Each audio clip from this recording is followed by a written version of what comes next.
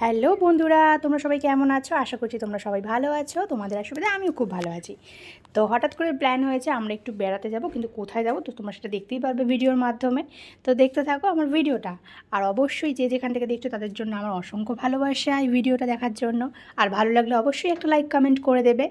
তো দুপুরবেলা বেরিয়ে পড়েছি আমি আর মা, আর সাথে যাবে আমাদের কাকিমা। তো এত গরমের মধ্যে সত্যি বলছি খুবই কষ্টর ব্যাপার, কিন্তু আমরা প্রথমে ভেবেছিলাম যে অন্যভাবে যাব, মানে গাড়ি করে যাব। তারপর ভাবলাম যে না, এক কাজ করে ক্যাব বুক করে দিই, সবথেকে সুবিধা, আরাম করে যেতে পারবো, আরাম করে ফিরতে পারবো। তো আমরা সেভাবেই গেছি, ক্যাবেই এসেছি। তো এখানে তো গাড়ি চলে এসে দাঁড়িয়েছিল।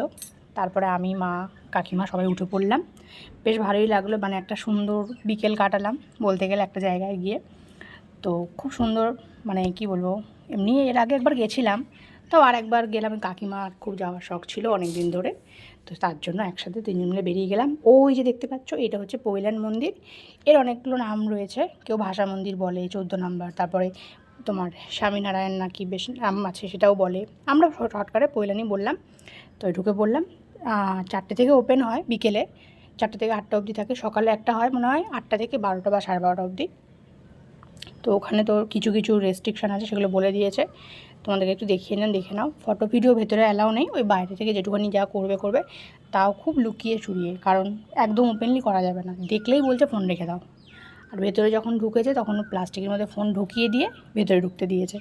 ফোন একদম হাতে করে নিয়ে ঢুকতে দেয়নি, অনেক রকম সিস্টেম করেছে। আর এখানে কোনো রকম কোনো অসুবিধা নেই, খুব সুন্দর বেশ, মানে পুজো যাও, খাওয়া দাওয়া করতে পারবে। পাশেই নিরামিষ তোমার কি বলবো খাবার জায়গা রয়েছে, সেখান থেকে তোমরা যেটা যেরকম পছন্দ সেরকম কিনে খেতে পারবে সব কিছুই। তো আমি একটু ফটোশ্যুট করে নিয়েছিলাম, সবাই মিলে একটু দেখো ফটোগুলো কেমন হয়েছে অবশ্যই জানিও। আর একটু চারিদিকটা ঘুরে দেখালাম। আমার মা পুজো দিয়েছে, আমি আর কাকিমা একটু বাড়ির এদিকে ছিলাম, দিতে পারিনি। তো এই বাইরের দিক থেকে যেটুকুনি দেখার তোমাদেরকে একটু দেখানোর চেষ্টা করছি, কারণ যখনই ফোন অন করছে তখনই লোক চলে আসছে, বলছে বন্ধ করতে।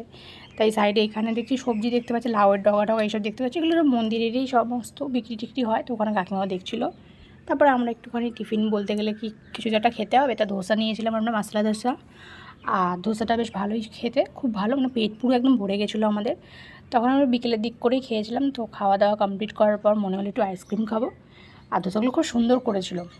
আইসক্রিম খাওয়ার পর বেরিয়ে পড়লাম। বেরিয়ে দেখো বাইরে একটুখানি তোমাদের দেখিয়ে দিচ্ছি, মানে সন্ধে হলে যে লাইট ফাইট যখন অন হয় তখন কেমন লাগে মন্দিরটা বা আশেপাশটা, সেটাই তোমাদের সাথে একটু তুলে ধরার চেষ্টা করলাম।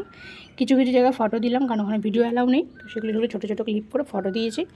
তো যারা যাওনি তাদেরকে বলবো ঘুরে আসতে পারো, যারা গেছো তারা তো জানোই এখন অনেক অনেক নতুন নতুন নিয়ম হয়েছে, অনেক রেস্ট্রিকশান চলে এসেছে অনেক কিছুতেই। তবে আমাদের খুব ভালো লেগেছে। তোমাদের কেমন লাগলো অবশ্যই কিন্তু জানিও।